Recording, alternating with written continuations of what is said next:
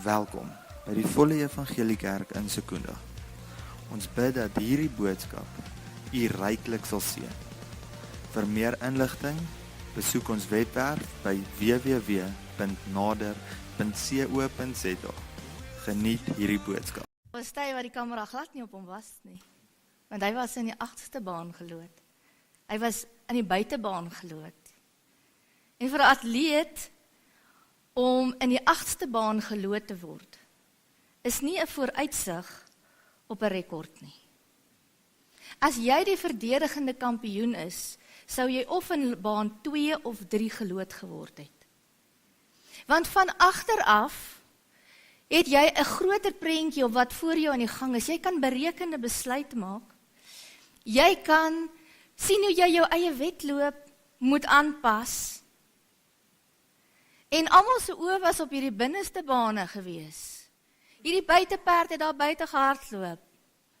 En ons het hom vir 'n ruk lank nie eers raak gesien nie.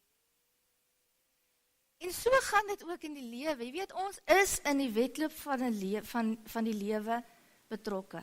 Ons wil nie regtig altyd so daaraan dink nie. Partykeer is die wedloop wat ons op televisie sien, die enigste wedloop wat vir ons 'n realiteit is. Want as jy dink aan 'n wedloop, dan is dit onmiddellik vereistes. Dit lyk na oefening, dit lyk na moeite.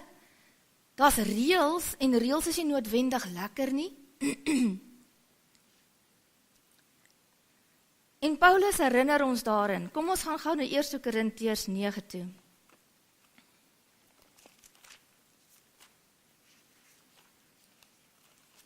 Eerste Korintiërs 9 van vers 24.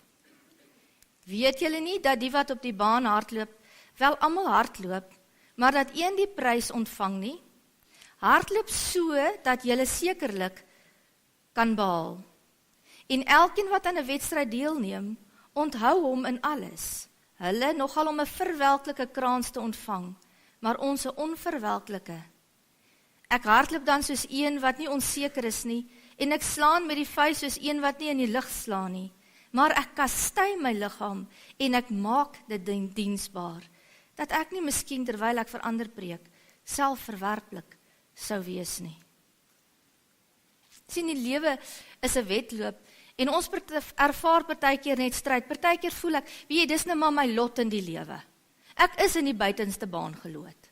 Alles is teen my. Niks gaan beter word nie. Ek is in hierdie omstandighede as gevolg van 'n ouer. Ek is in hierdie omstandighede as gevolg van my eie toedoen. Ek het nie 'n hoop dat dit met my beter sal gaan nie. Daar is nie 'n kans dat dit finansiëel met my beter sal gaan nie. Daar's mense wat sê daar is nie 'n kans dat dit in my huwelik beter sal kan gaan nie. Ek het net nie hoop nie. Jy sê dalk vanoggend, jy ken nie my situasie nie. Jy weet nie in watter omstandighede ek my bevind nie. Jy weet nie dat ek al so hard probeer het. Jy weet nie dat ek regtig probeer om hoop te hou nie, maar dat dit net nie werk nie. Ek wil vanmôre vir jou sê, as ons fokus die Here Jesus is, dan is alles vir ons. Moet daar 'n plek in my lewe kom wat ek sê, Here, U is my alles. En wat vir my interessant is van Wade, is dat hy 'n premature baba was, wat om 29 weke gebore was. Nou enige iemand weet, 'n premie het 'n agterstand in die lewe. In die eerste plek is die eerste paar weke van hulle lewe in spanning. En in sy geval was hy nog 'n seentjie ook daarbey, en seentjies het 'n nog kleiner kans om 'n premature geboorte te oorleef as wat 'n dogtertjie het. Dit is ongelukkig medies so. En alles was in werklikheid teen hierdie kind gewees. Gebore as 'n premie. Ek dink as sy ma 21 jaar, ek kan nie onthou sy nie, by die dokter gekom het, terwyl hy daar in hierdie broeikas leer, en hy siek is, en hulle nie weet of hy môre gaan lewe nie, en sy dalk daar vir die hospitaalpersoneel gesê, jy weet, hierdie kind gaan oor, sê nou maar 20 jaar, gaan hy die Olimpiese rekord breek in 400 meter. Sou hulle dalk met simpatie nagekyk het? Okay. En agter haar rug sou hulle gesê, shame. Want hulle weet, alles is teen hom. Watter kans het hierdie kind? Op 'n stadium hoor ek sy afrigter sê, hulle het geoefen en hulle het so hard probeer vir rekords, maar hulle het op 'n stadium besef dat sy liggaam te swak was. Sy liggaam was nie sterk genoeg nie. Sy liggaam moes gekondisioneer geword het. Sy liggaam moes geoefen gewees het. En wat vir my so baie mooi is van die getuienis wat 'n mens hoor, elke keer wat jy na hom of na sy ma of na enige iemand luister, is dat heel eerste kry God die eer. Waar hy sê, Jesus, you are my all, use me. En as ek nou dink aan hierdie afgelope Olimpiese spele, hoeveel keer is die naam van God verheerlik en heerlik gemaak, wil ek vanmôre vir jou sê, God het hom gebruik. Alles was teen Wade. Die baanloting was teen Wade. Maar God was vir hom. En God gebruik baie keer omstandighede wat teen jou is om juis vir jou te werk.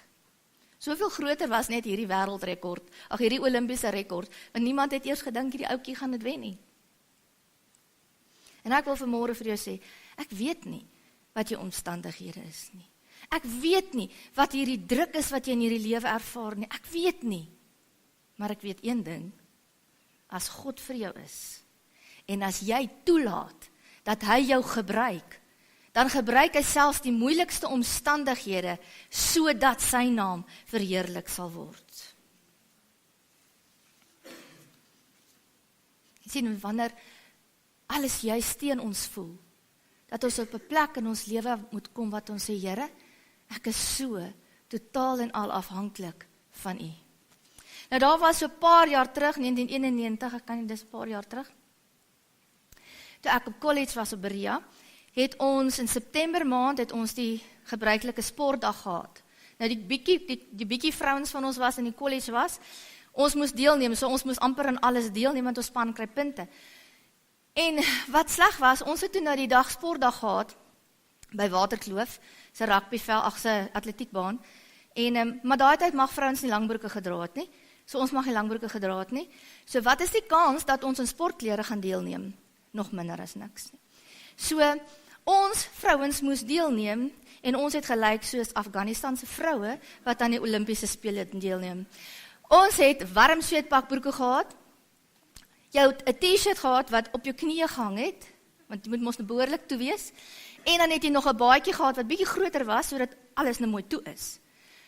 So, okay, so word ek weet nie, hulle het op daai stadium gedink, ek was bietjie maar en klein gewees toe, so hulle sê ek gedink ek kan atletiek doen, en eintlik kan ek glad nie. En toe word my naam by 'n 3000 meter opgesit, goeieste. Mense, weet julle wat is dit? Om 3000 meter te hardloop, en jy oorverhit, en jy gaan amper dood. Maar dit is nie al nie. En jy weet, die ouens by ons is, hulle leer vir pastore, so hulle weet nie eintlik hoe organiseer jy atletiekbyeenkoms nie. En toe ek einde te laaste met jellybene en vir my regtig voel ek besig om dood te gaan, oor die wenstreep kom. Toe sê hulle, die 400 meter atlete moet asseblief hulle stelling inneem. En wie moet nog dit ook doen? 400 meter mense is nie 'n grap nie, is vir my baie erger as 3000.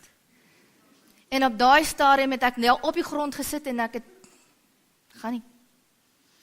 En ek onthou, Philip die jager, het by my gekom en gesê, onthou, jou span gaan 'n punt kry as jy deelneem. En ek het by myself gedink, goed, as ek dit oorleef, gaan hulle 'n punt kry. Maar hier is ons, daar gaan ek. Ek kan myself nie daar kry nie, maar raai wat 'n baan word ek geloot in nommer 8. En vir 'n oomblik het ek by myself gedink, weet jy wat, dit is great. Want vir 2 sekondes van die wedloop gaan ek voor wees. Ek het 8ste geëindig, want dit is nie moontlik. Ek het regtig op 'n stadium gedink, loop liewer en kry klaar. En so moeilik is, en vir die res van die dag kan ek niks onthou nie, ek weet nie hoe ek by die huis gekom nie, ek weet nie hoe ek in my bed gekom nie, ek weet niks. Want ek het daar aan 6 uur wakker geword en gedink, wat?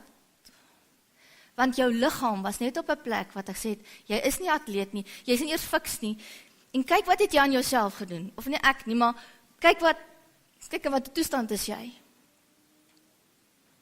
En baie keer is dit presies hoe dit met ons gaan ons is nie altyd bewustelik so bewus daarvan dat in hierdie wedloop van die lewe waarmee ons besig is daar 'n resies. En Paulus sê hier, ek kastei my liggaam en ek maak dit diensbaar. Dit sê vir my, ek moet oefen.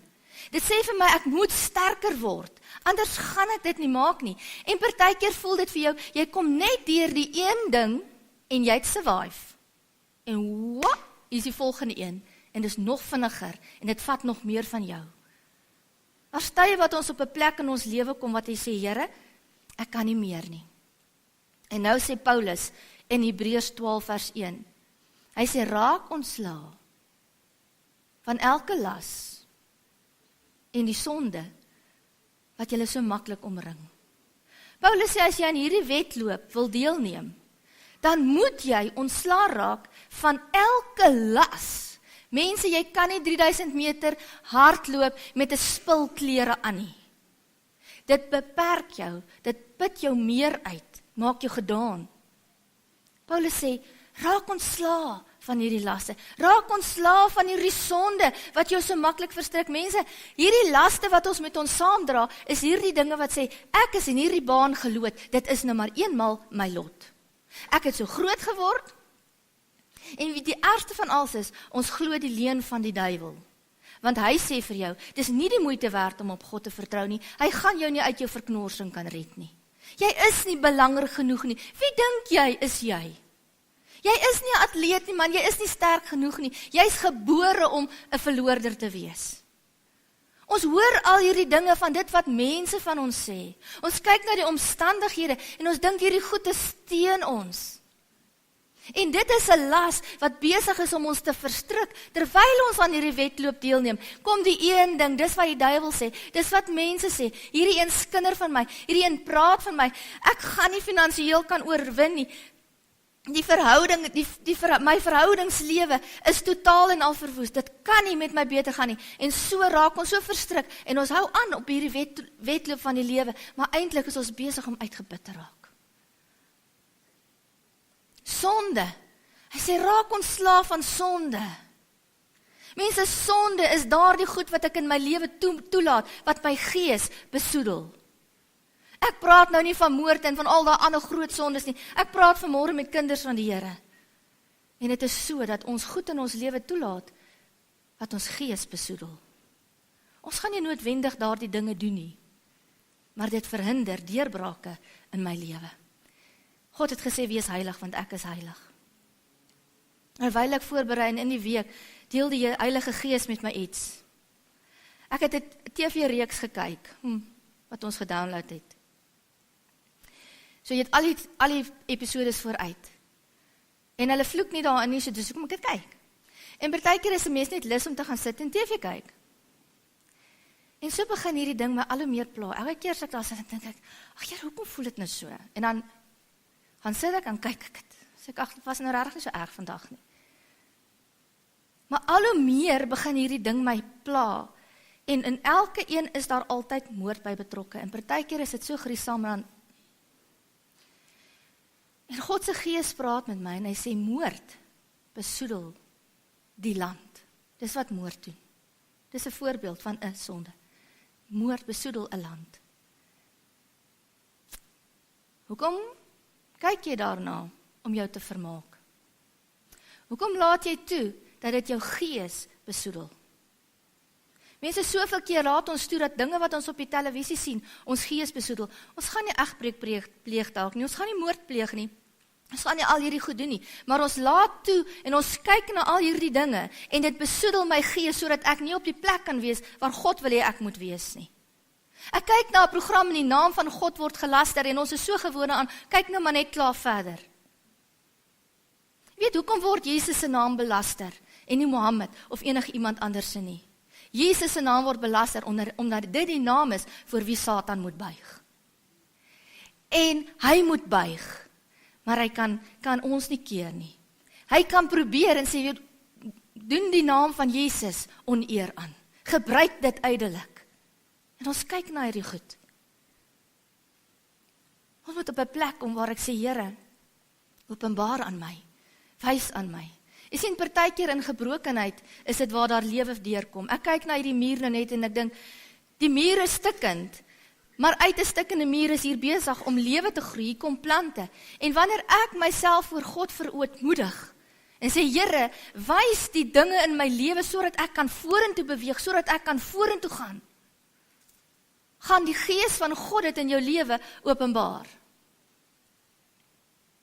As ons enigstens wil deurbreek, as ons enigstens sukses wil hê, as ons enigstens op die plek wil kom wat God vir ons droom, ek wil vanmôre vir jou sê, God droom oor elkeen van jou.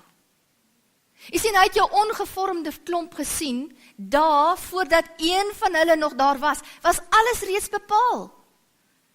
God het bepaal, dat Wade die Olimpiese rekord sou breek. God het dit reeds van bepaal, al sy daes vooruit bepaal. Elkeen van ons daes vooruit bepaal, en wil ek vanmôre vir jou sê, in God se droom vir jou is daar lewe.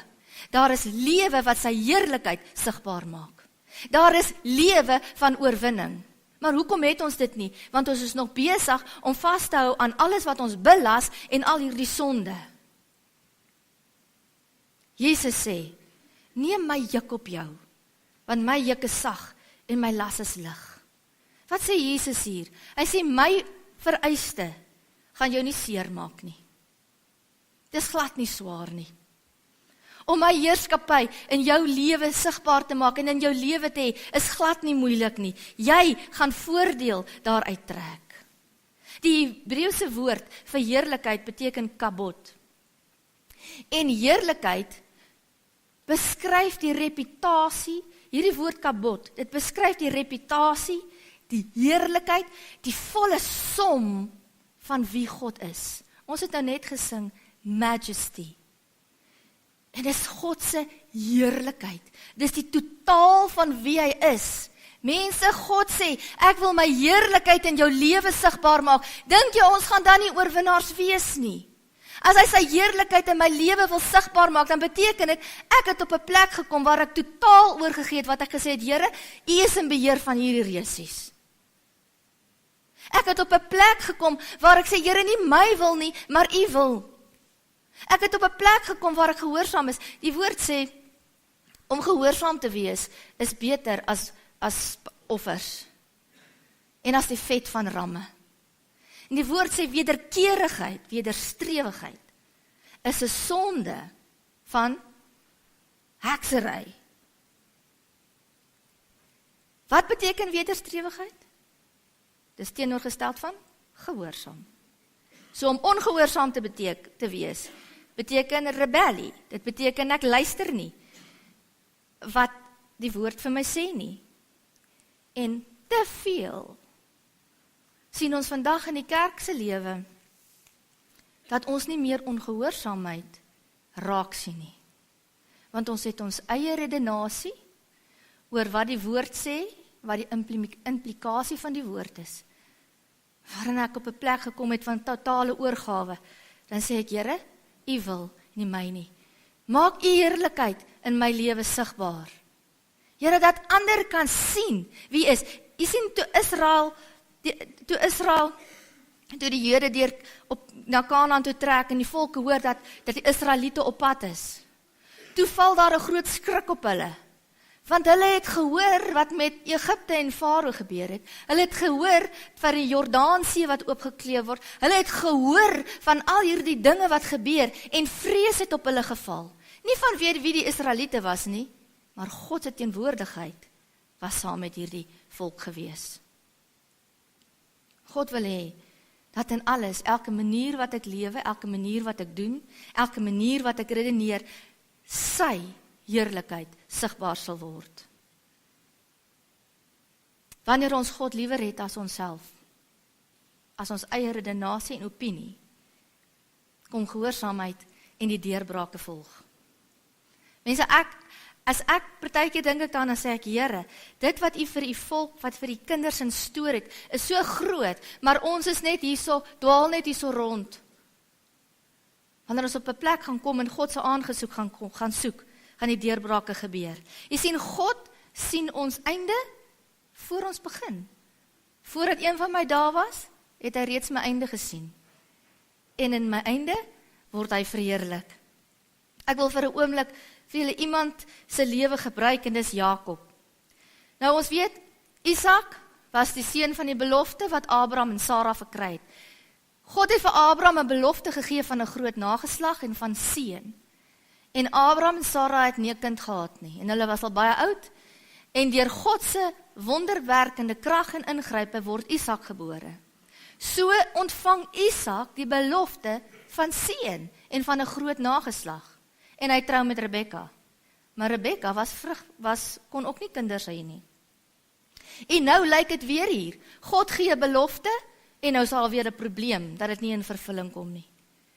Hier kom Isak, hy is die draer van die belofte, hier kan sy vrou nie 'n kinders hê nie. En die woord sê, Isak het God gesmeek met die oog op Rebekka, omdat sy onvrugbaar was. En wat vir my so indrukwekkend is, vir 20 jaar het Isak gebid. 20 jaar, mense, het Isak die belofte van God gesmeek. En God gee dat Rebekka swanger word. Jy sien, partykeer moet ek net bietjie stil word en terugkom op 'n plek waar ek sê, Here, wat is u belofte vir my? U het vir my soveel beloof, en is dit tyd, en is dit nodig dat ons in God se teenwoordigheid kom, in hierdie besig van die lewe, stil te word, en te sê, Here, ek wil u beloftes vir my lewe, wil ek afsmeek. Rebekka word swanger, en sy is swanger met 'n tweeling, en terwyl sy swanger is met hierdie 2 kinders, voel sy hoe hierdie kinders in haar teen mekaar stoot. En sy sê, wat gaan dit ooit help? Wat gaan dit ooit help as dit nou al so gaan? Hoe gaan dit gaan as hulle daar is? En wat doen Rebekka? Rebekka het die Here gaan raadpleeg. En die Here het vir Rebekka geantwoord. Hy sê, 2 nasies is in jou skoot, en 2 volke sal van jou liggaam uitgaan. Die een gaan sterker wees as die ander, en die oudste sal die jongste dien. Jy sien, God wat ons einde sien voor ons begin, het klaar besluit, hy het klaar bepaal, dat die oudste die jongste gaan dien. En dan kyk ons na Jakob se lewe, en die seuns word gebore, en toe Jakob gebore word, toe hou hy vir Esau aan die hakskeen vas. En die naam wat hulle hom gee is Jakob. Jakob wat bedrieër beteken. Jakob wat onderkruiper beteken. So as 'n mens menslik daarna kyk, dan dink jy hierdie arme ou se lot. Die naam wat hulle vir hom gee, sê hy is 'n bedrieër. Die naam wat hulle vir hom gee, sê hy is 'n onderkruiper. En as ons gaan kyk in die woord, wat word daar gesê van Jakob en Esau, dan sien ons, Esau was 'n man van die veld, hy was ree en hy was rof. Dan sê die skrif, Jakob was 'n vredelievende man gewees. Sy persoonlikheid is dat Jakob het vrede lief gehad. Jakob het nie in twis gelewe nie. En wat vir my so wonderlik is, die skrifverwysing daar verwys terug na Noag toe. Noag was 'n regverdige man, opreg, en hy het met God gewandel. Dis eintlik wat die woord vir ons sê, wie Jakob was. Jakob het vrede lief gehad. Hy was opreg. Sien, voor Jakob se begin het God reeds gesê, Jakob, jy is my keuse. Ek het jou gekies. Voordat jy uit jou moeder skoot uit voorgekom het, het ek jou gekies om die draer van die belofte en van die seën te wees. God het dit besluit. En ons ken die verhaal verder van Jakob en Esau se lewe, hoe dat Esau op 'n stadium van die veld kom en Jakob aan hom 'n pot lensiesop gee en hy sy eersgeboortereg so verkoop. En dan lees ons verder en dan sien ons, Esau het vir hom vroue gevat uit die dogters van Het. En die woord sê, hierdie vrouens het bittere hartseer vir Rebekka en Isak veroorsaak. Hulle het in werklikheid hulle seun verloor, as gevolg van hierdie heidense vroue. En toe Isak oud word, op 'n stadium sê hy vir Rebekka dat Esau moet kom en vir hom 'n maaltyd voorberei sodat hy hom kan seën. En ek dink op daai stadium met Rebekka dalk in desperaatheid gedink, as hierdie seun van ons geseën moet word, en ons het al reeds soveel hartseer, hoe gaan dit nie wees nie? En sy beraam 'n plan, en sy sê vir Jakob wat hy moet doen, sodat hy die seën van sy pa kan ontvang. En na dit is Esau so woedend vir sy broer, dat Jakob moet vlug. En Isak en Rebekka roep hom, en Isak sê vir hom, gaan na jou moeder se familie, gaan na Laban toe. En ons sien hoe dat Jakob moet vlug. Nou terwyl ons dink aan hierdie prentjie van Jakob se lewe, God is besig om in Jakob se lewe te werk, sodat hy by sy plan en sy doel kan uitkom. God is besig met 'n hoër plan. En in hierdie hele verhaal sien ek die hand van God. Ek sien die hand van God, hoe die een wie hy gekies het, die seën ontvang. Ek sien in hierdie verhaal die hand van God, hoe hy die een wie hy gekies het, beskerm en bewaar en vir hom sê, ek is met jou, ek gaan oral saam met jou. Jy sien, hierdie omstandighede was op hierdie stadium vir Jakob baie pynlik, baie ongemaklik, want hy vlug. Hy kom by Laban, en ons weet hoe hy deur Laban verkil word. Hy werk vir Rachel en hy kry vir Lea, dan kry hy vir Rachel ook, maar hy werk vir Laban en Jakob verkil hom met vee en al hierdie dinge. Maar intussen is God se hand die heeltyd op Jakob.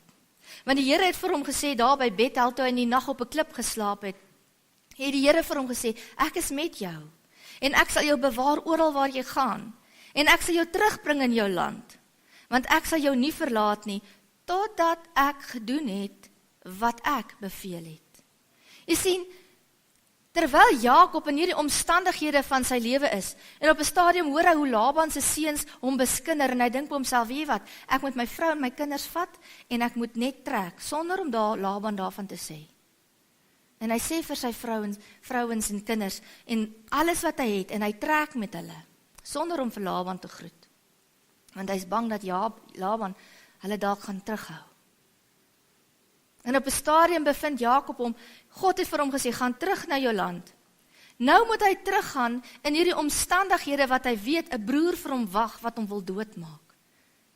En hy's bang en hy's bevrees. Aan die agterkant is Laban besig om hom te agtervolg en hom in te haal. En hierdie man bevind hom ook in die druk van die lewe. Jy sien, baie keer bevind ons in die drukgang van die lewe. Jy wil hierdie kant toe, maar jy's in hierdie ding, en jy weet nie altyd hoe jy daar moet uitkom nie. En God werk, dat Laban Jakob seën en terugdraai na sy huis toe. En nou kan Jakob hom net toespits op die ontmoeting wat voor lê. Jy sien, Jakob was vasgevang in hierdie dag tot dag probleme. Hierdie dag tot dag issues, hierdie dag tot dag laste, wat hom verstrik. Op hierdie stadium was sy verhouding met God ook net een van, hy hoor wat God vir hom sê, en hy vertrou net dat God in al sy behoeftes sal voorsien. Hy vertrou net dat God hom sal bewaar en sal beskerm. Dit was die vlak van sy verhouding met God gewees. En God is nog steeds besig om in Jakob te werk. En dan kom Jakob op 'n plek waar hy vasgekeer word. En hy stuur sy diensknegte en hy sê, gaan my broer tegemoet, en sê vir my broer as julle hom sien, hier die dienskneg stuur dit, al hierdie geskenke wat hy vooruit stuur vir Esau. Dan kom die boodskappers terug en hulle sê, kyk, u broer is besig om u tegemoet te trek met 400 man. En die skrif sê, Jakob het bevrees geword, hy het bang geword. Jakob het gesê,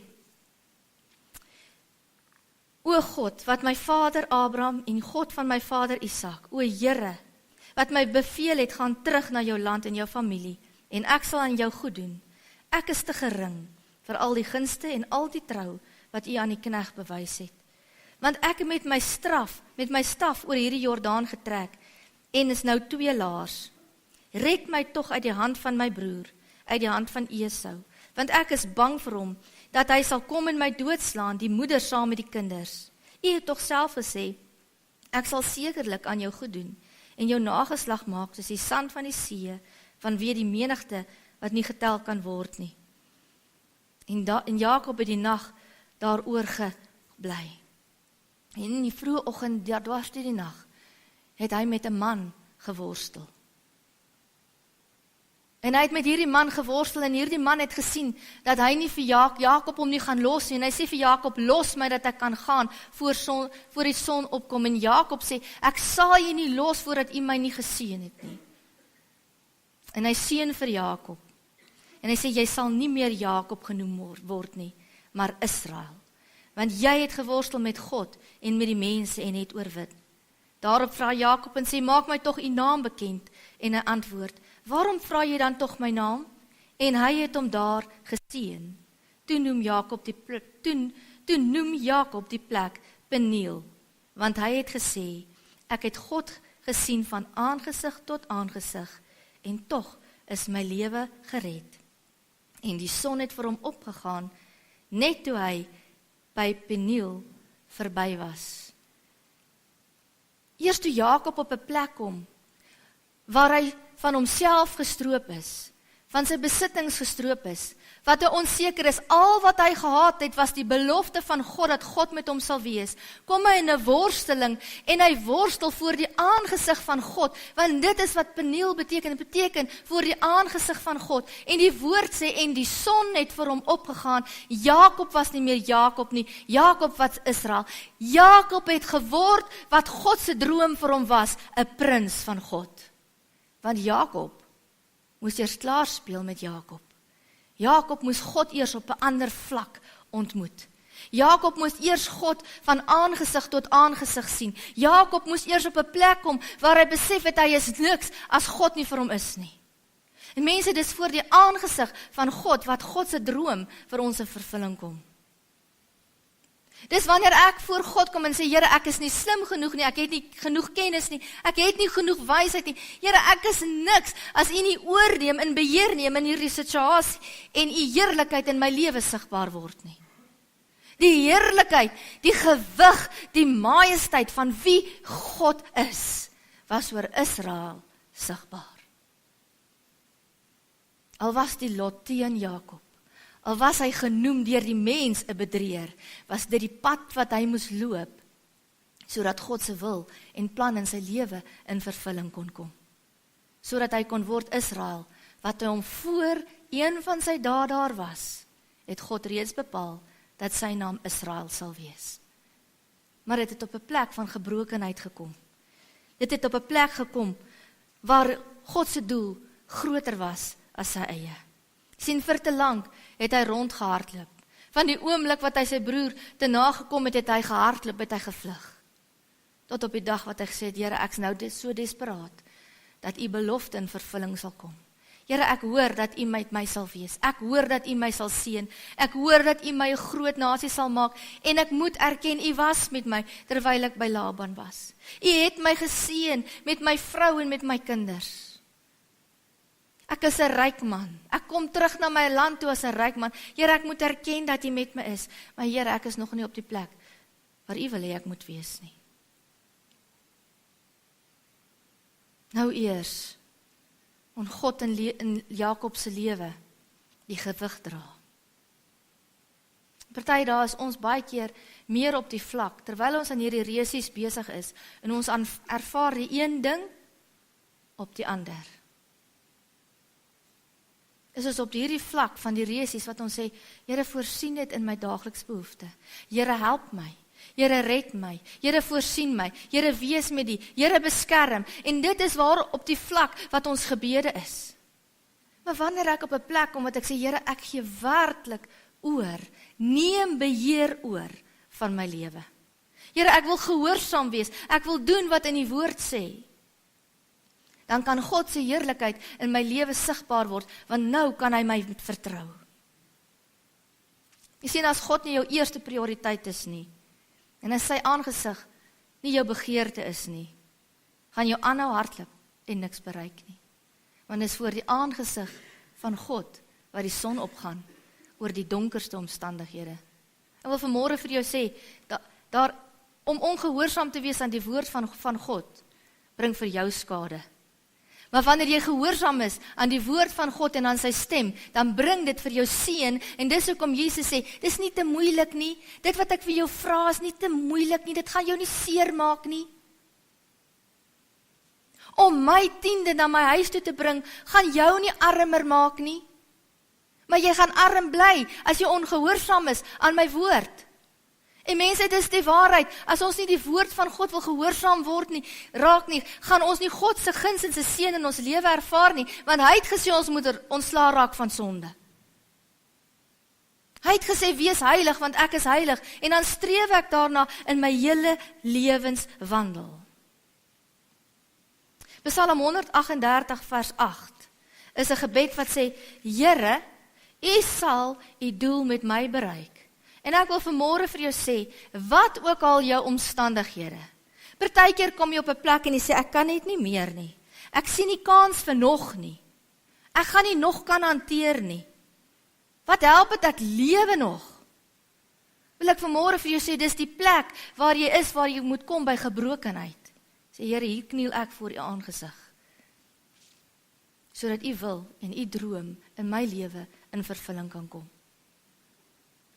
Om nie die woord van die Here te gehoorsaam nie, is rebellie.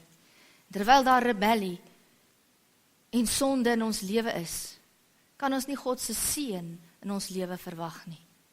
Maar God beloof dat wanneer ons sy stem hoor, wanneer ons sy wil doen, dat die gewig van sy heerlikheid in ons lewe sigbaar sal word. Dis wanneer die krag van God deurbreek in die moeilikste omstandighede. Dit maak nie saak wat se las jy dra nie. Jy voel dalk ek is so gebuk, ek kruip al amper hande 4 voet. Ek loop nie eers meer nie, maar ek wil vir jou sê, wanneer jy op jou plek in jou lewe gekom het waar jy sê, Here, U woord en U aangesig en U wil en ek sal dit doen, dan kom God se heerlikheid en hy breek daai lasstukkend. Hoekom wil ons vashou aan 'n swaar las? Hoekom wil ons vashou aan goed wat ons belas? Hoekom wil ons vashou aan goed wat ons strem om God se seën in ons lewe te ervaar? God is ernstig oor sy woord. God is ernstig sodat sy wil in jou lewe in vervulling kan kom. God se droom vir jou is so groot. Mens sien, ons glo nie self in daai droom nie. Want as ek in daai droom geglo het, sou ek voor God se aangesig dit gesmeek het, sou ek hom gesoek het. Sê vanmôre vir jouself, vra jouself vanmôre, wat is God se droom vir my? En as jy nie die antwoord het nie, kom voor die aangesig van God. Want wanneer jy voor God se aangesig kom, dan gaan die son op. Dan kom daar helderheid. Dan kom daar sekerheid, dan kom daar rigting, en sal ons verbaas wees om te sien, hoe God in elke tree, stap vir stap, met ons is. Kan ons nie vanmôre voor die Here staan en sê, Here, Heilige Gees, dit is my begeerte om vanmôre oor te gee, aan U wil en aan U plan. Kom ons staan saam.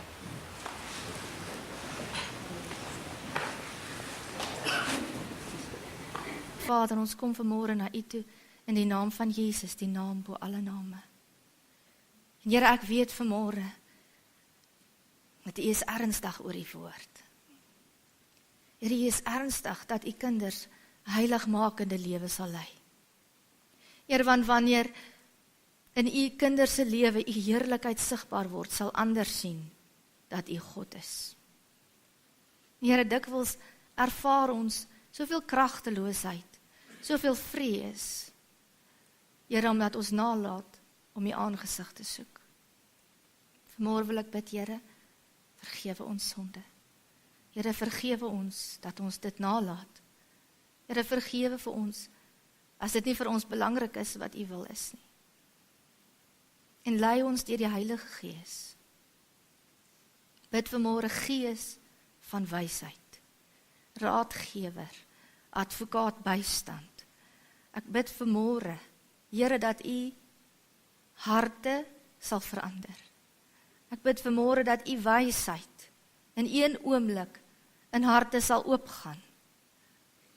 Here, en dat U in ons lewens vir ons sal wys, dit wat 'n belasting is. Here, dit wat 'n verhindering is, om deur te breek in die lewe wat U vir ons voorberei het. Heilige Gees, ons het U nodig. Tree vir tree. Dankie dat U ons leidsman is. En Vader, dankie dat ek vanmôre opnuut voor hierdie gemeente kan staan en dat ons saam voor die aangesig kan sê, Here, ons wil oorgee in U wil. Here, ons wil U droom in ons lewe in vervulling sien kom. Here, ons wil doen dit wat U behaag. Here, want die grootste begeerte is nie net dat ons self vryheid sal ervaar nie, maar Here, dat ander die gewig van U heerlikheid en U heerskappy sal sien en ervaar. Here, ons het U nodig. Here, in die woord sê, as my volk oor wie my naam uitgeroep is, hulle voor my hand sal verootmoedig en vernederig, Here, dan nederig sal U verhoor. En vanmôre sê ek, Here, en ons wat hier saam is, Here, genees ons land. Here, genees ons. Genees U kerk. Here, sodat U krag en heerlikheid, U reputasie herstel sal word. Dat ander sal sien wie God is. Dankie, Here, dat U ons 'n kerk gee. Dankie, Here, dat U ons leraars gee. Dankie, Here, dat U met ons is. En dat ander sal kan sien U is met ons. Dankie, Here, dat ek vanmôre weet, U het ons einde gesien nog voordat ons begin het. En Here, ons is nie te laat nie. Ons is op die regte plek, sodat U droom en U wil in vervulling kan kom. Ons bid dit vanmôre, Here, in nederigheid, in die naam van Jesus. Amen.